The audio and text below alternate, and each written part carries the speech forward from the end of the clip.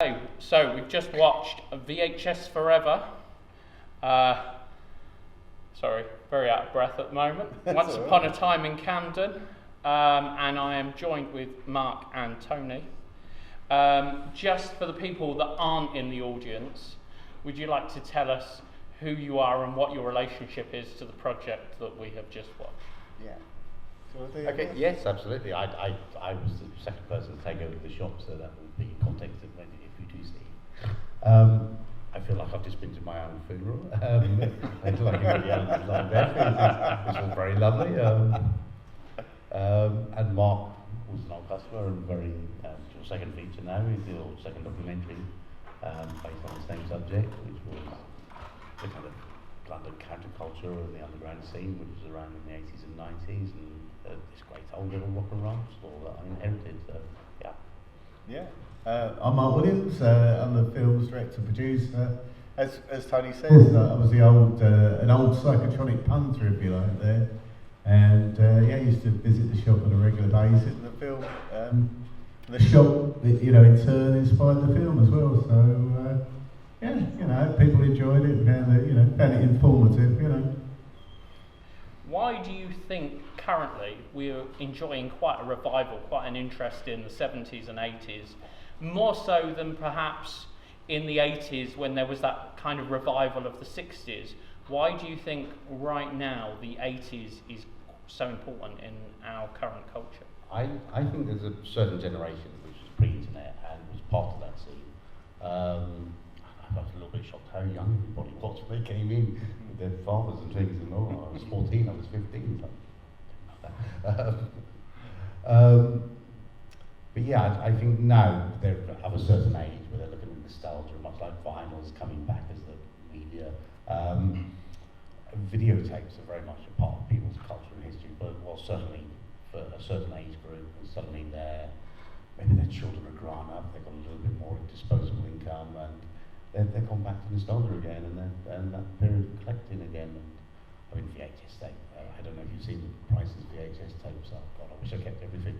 I'd be moving to France. Obviously not now, but I think they just have the income to collect again, and now some of these old pieces of plastic, with electronic tape in and selling for thousands of pounds on eBay and things. So I think it's just nostalgia for me.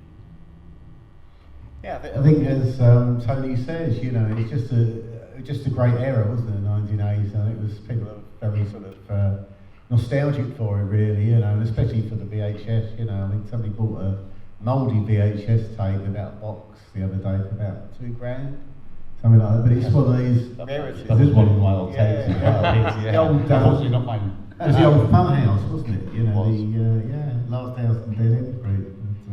I think a lot of people, a lot of affection for the era, really. And it was certainly good to live through. I think, I went through Camden recently, and I think Camden as a whole definitely has that feel, doesn't it? That vibe of another time. Yeah, it's still slightly dangerous and things. Assaulted by drug dealers and onions as you come up the escalator, but it hasn't sort of changed a lot really, apart from everything going up, the rents and for shops and things like that, which is the downside of it, but it's still got its sort of grungy appeal, I suppose, hasn't it, really, But, You've had quite a change recently yourself, haven't you, in terms of like your working, you've not long parted company with your business, am I right? To a degree. Hopefully we'll be back next year. We've got a pop-up shop somewhere down the line if we can find a suitable and reasonably priced property in London, which is a problem at the moment, but maybe with everything closing it might be possible. So we're all geared up for that. And I'm writing the memoirs in a kind of old-fashioned fanzine style, so that's quite fun to do. Lots of old customers are writing pieces, and some of these customers have now moved on to, the head Frank Warrior and running festivals, and Dave Gregory's coming over today, actually. So, so in one form or another, we're still around. Do you find you're hearing from a lot of people that would normally come and see you, like digitally, so to speak. Oh, absolutely, yeah. Because I mean, I've noticed like a lot of the comments on your Facebook, etc., they're like properly building because those people aren't necessarily getting that face-to-face engagement with you. And yeah, I missed that as well, actually. And it's quite nice in the documentary as well, how many people it seems that changed their lives and were shy and met this kind of group. And like Justin talks about Rob who's sitting there and yeah, these lifelong friendships are formed and things. So that's nice. Yeah, I think sort of Facebook brings everybody together, really, doesn't it? So a lot of old customers have come out of the woodwork, and even the old psychotronic owner, Bow Gross, appeared a couple of weeks ago, you know. So I'd love to get him in for an interview again. But yeah, you know, but it's sort of rough and ready film, but I hope people enjoyed it, you know. So. You obviously this is the second documentary. That's correct. And that's been kicking around for quite some time now. I think is it on Amazon Prime, I believe, is it? Yeah, it's still, we got an official DVD and Blu-ray release from Vipco, yes. Another old 80s company who've been, it's sort of a new incarnation, if you like, come out of the woodwork. So yeah, so we actually got a British Board of Film certificate as well on the first film, Wonderful. Recently. So yeah, it's good, it's all sort of happening really. The irony. Yeah, a lot of irony in there, yeah. So, I mean, obviously, because of the love that everyone has, putting these documentaries together might not necessarily seem like such a hard task, because you watch them, everyone's kind of really, really keen to talk about it and the passion. Is there anybody that you really wanted to get hold of that you weren't able to? Yeah, definitely. Jonathan Ross, for one, would be great, but we didn't really touch base in the end. It's a bit of a shame, really. I mean, we put sort of feelers out, and he sort of goes on Twitter quite a bit as well, so he sort of puts but there's a few people, isn't there, that won't spill the beans or tell the stories, and it's a shame, really. If they're in the media, I guess not. It was very healthy. We need to have very healthy paranoia. I think it's important just to get we call them the fans or just the customers of the shop, the punters to come and tell their side of the story. Because there was a lot going on there, wasn't there, And you're in such a unique place, really. I mean, in terms of your geographical location and what you were doing for people, and that bringing of people together, just really fascinating. In a way that really nothing else quite touches it, does it? If you think through, you get the record shops that people turn up to, but if you think of all the other things that have kind of been and gone. That wasn't a conscious thing at the time. Obviously, we were just having fun and enjoying the movies and things, and enjoying meeting people and sharing them. But yeah, we didn't think about it at the time, and it was very underground, literally underground in the basement. But and there was always that fear of being raided, and could this person be an undercover policeman or training standards? People speak about that in documentaries, and being very rude and getting through Dan as well, and kind of so. I forgot what I was saying now. But yeah. We didn't think about that at the time. But what was the favourite thing? What is the thing that came into your store that excited you more than anything else in terms of like merchandise or videotape or? So many stories. I mean, I guess one time owning the axe from The Shining, and again you speak about all the Hellraiser props and Nightbreed, the corpse from Necromantic. Didn't actually keep much of it. Oh, the Acid Queen mask from Tommy, I think, which was given to us by Ken Russell. That was definitely, yeah. Fantastic. We've got quite a decent audience out here, so have we got any questions from anybody? Don't be shy.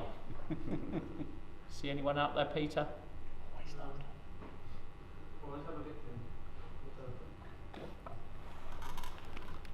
Sorry, the light can't see anything. Oh, got a question. Come on. What's your next project? Yeah, I'm filming in August in sunny Croydon. So and I'm going back to it's going to be a sort of music documentary based on a real character called Griff. And it's about his bands in the 80s, and it's called Are They Hostile? So I'm really looking forward to that, going back. So I'm from Croydon, so, sort of going back to my old stamping ground, and then I've known him for about 40 odd years, and he's a real character, he had bands, and he went from punk, and he went to soul, then he went to become a full-time, professional stand-up comedian. So it's quite an interesting one there, in the same rough and ready style, hopefully. But it'll be a bit better, I think, this time, Sorry, yep, we've got a question here. Yeah. What's going to happen to you in Lindsay Shontek program you were going to do? Sorry, what's that? I did a Lindsay Shontek movie, apparently. Pardon? Lindsay Shontek? Yeah, Lindsay Shontek, yeah. I mean, I've not managed to open any doors on that one because his son, I believe he's still in the UK and he still owns all the rights to the films, but it's hard to get in touch, with him at the moment. But I'm trying to break through the barrier. I think, and trying to get in touch. And there's a great body of movies there, and he wants a lot of money for them, I think, at the moment. So. That's why, companies like Arrow or people like that aren't getting the rights to it, but it'll happen, and hopefully the documentary will happen as well, because he's a, real maverick, wasn't he, Yep. How long did it take to shoot the documentary? Yeah, well, this was a really quick, I think I started on September the 8th of 2018. And I went back to do some reshoots, probably, I think it was about November, I think it was actually December the 8th, believe it or not, of 2018.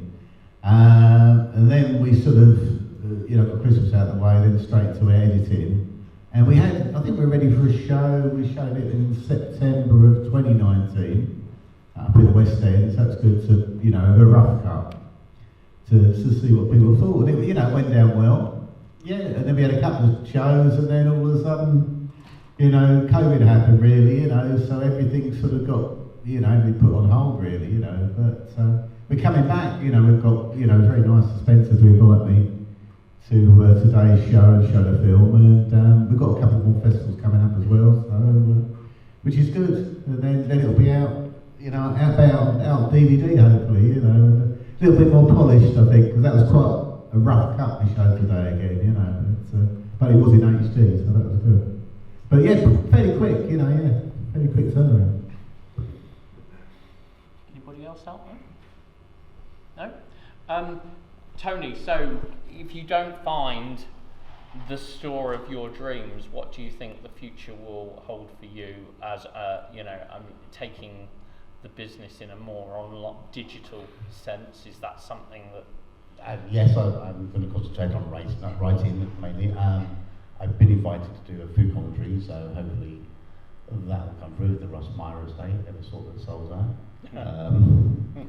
They're selling all of these stuff on Wednesday. So yeah, I'll focus on that for now, and hopefully some screenings as well, maybe the odd festival. So I collected a lot of 35mm, 16mm prints, so maybe small day events and some Scala recreations, and Ricky can bring his whistles along and things. And, so if one guy's one other, we'll be back. Yeah. Did anything ever come your way that you weren't able to obtain, and it kind of really got to you after the event? Yes, I think at Hamway Street, Paul Cook came in with A&M, God Save the Queen. He wanted £400 that day immediately, and he also had the contract for the A&M signing with the Sex Pistols. Didn't have the money that day. He couldn't come back tomorrow, and that's £10,000 now every day of the week. But no, other than that, not many regrets. Maybe selling. No, we were a business. We had to sell stuff and make money. Yeah. So I didn't keep a great deal. I do have some serial killer stuff left. I have Russ Meyer's original artwork from the Faster Pussycat Kill Toaster. That's going to be buried with me, I think. That's more cremated. So no, not any regrets really. That's all. Well, if we've got nothing else from anybody else out there, we'll call a wrap on that. But thank you ever so much for coming, and thank you. and nice to meet both of you, having been Great connected to meet via. you in the flesh, so to speak, Absolutely, isn't it? You know, yeah. so- I mean, no hugging, but no, you know, hugging. all good. We can have an elbow, can't we, on there? But, yeah, you know, yeah, it's fantastic. You know, I hope people enjoyed it. Thanks to everybody for coming along today. You know, it's a bit of a labour of love. It's quite a personal film, so hope you enjoyed it. You know, rough and ready, but you know, a little bit different. Yeah, no, absolutely. Thank you. Thank you.